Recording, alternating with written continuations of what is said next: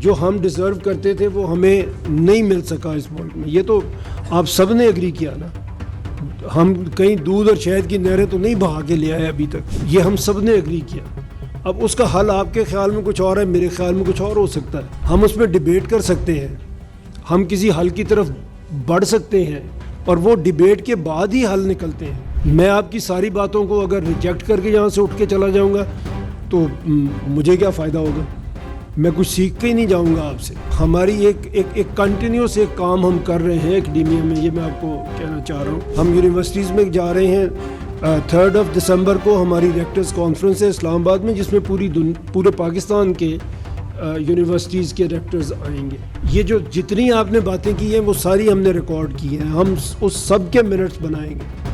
آپ سب کے جو جذبات ہیں, خیالات ہیں, ہم اس کو ڈسکس کریں گے.